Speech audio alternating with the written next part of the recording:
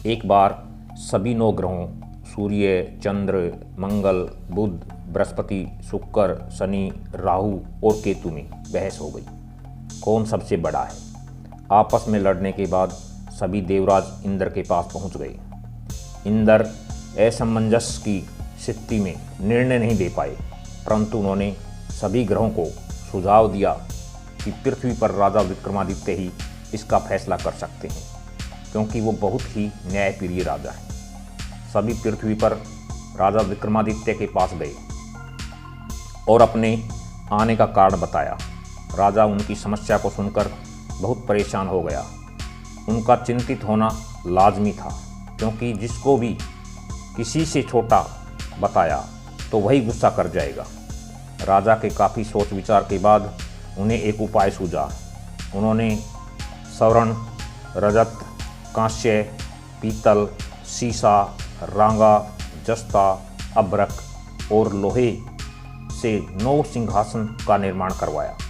उन्हें उपयुक्त क्रम में रख दिया। सबसे निवेदन किया कि क्रमानुसार सिंहासन पर आसन ग्रहण करें।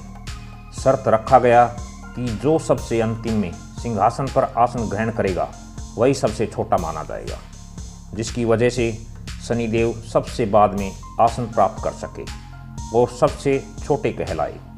क्रोध के आवेश में आकर शनिदेव ने सोचा कि राजा ने यह सब जानबूझकर किया है। कुपित होकर राजा से कहा कि राजा, तू मुझे नहीं जानता।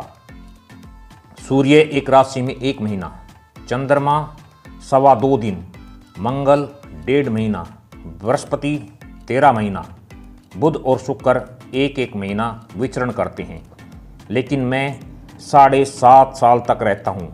मैंने बड़े बड़े का विनाश किया है। श्री राम की 7.5 आने पर उन्हें जंगल जंगल भटकना पड़ा और रावण की आने पर लंका को बंदरों की सेना से परास्त होना पड़ा। क्रोधित शनिदेव ने राजा से कहा कि अब आपको सावधान रहने की ज़रूरत है। इतना कहकर शनिदेव कुपित अवस्था में वहाँ से चले गए। समय गुजरता गया और कालचक्र का पहिया घूमते हुए राजा की 7.5 आ ही गई।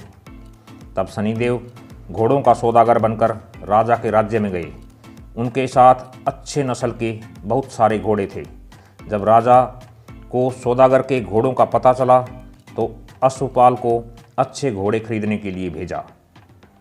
अश्वपाल ने कई अच्छे घोड़े खरीदे। इसके अलावा सौदागर ने उपहार स्वरूप एक सर्वोत्तम नस्ल के घोड़े को राजा की सवारी हेतु दिया। राजा विक्रमादित्य जैसे ही उस घोड़े पर बैठे वह सरपट वन की ओर भागने लगा। जंगल के अंदर पहुंचकर वह गायब हो गया। भूख प्यास की स्थिति में राजा जंगल में भटकते रहे।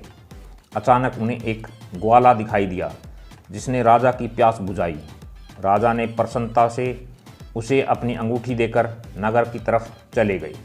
वहाँ एक सेठ की दुकान पर पहुंचकर उन्होंने जल पिया और अपना नाम वीका बताया। भाग्यवश उस दिन सेठ की खूब आमदनी हुई। सेठ खुश होकर उन्हें अपने साथ घर लेकर गया। सेठ के घर में खूंटी पर एक हार टंगा था, जिसको खूंटी निगल रही थी। कुछ ही देर में हार पूरी तरह से गायब हो गया। सेठ वापस आया तो हार गायब था। उसे लगा कि वीका ने ही उसे चुराया है। सेठ ने वीका को कोतवाल से पकड़वा दिया और दंड स्वरूप राजा ने उसे चोर समझकर हाथ पैर कटवा दिया। अपंग अवस्था में उसे नगर के बाहर फेंक दिया गया। तभी वहाँ से एक तेली निकल रहा था, जिसको वीका पर दया आ गई। उसने वीका को अपनी गाड़ी में बैठा दिया। वीका अपनी जीभ से बैलों को हाँकने लगा। कुछ समय पश्चात राजा की शनि दशा समाप्त हो गई। वर्षा काल आने पर वीका मल्हार गाने लगा। एक नगर की राजकुमारी मन भावनी ने मल्हार सुनकर मन ही मन प्रण कर लिया कि जो भी इस राग को गा रहा है वो उसी से विवाह करेंगी। उन्होंने दासियों को खोजने के लिए भेजा, परंतु वापिस आकर उन सभी ने बताया कि वह एक अपंग आदमी है। राजकुमारी यह जानकर भी नहीं मानी और अगले दिन ही वह अनशन पर बैठ गई। जब लाख समझाने पर राजकुमारी नहीं मानी तब राजा ने उस तेली को बुलावा भेजा और वीका से विवाह की तैयारी करने के लिए कहा गया। वीका से राजकुमारी का विवाह हो गया। एक दिन वीका के सौपन में शनिदेव ने आकर कहा कि देखा राजन, तुमने मुझे छोटा बताकर कितना दुख झेला है।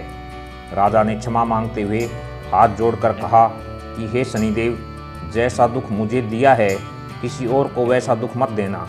शनिदेव इस विनती को मान गए और कहा कि मेरे व्रत और कथा से तुम्हारे सारे कष्ट दूर हो जाएंगे।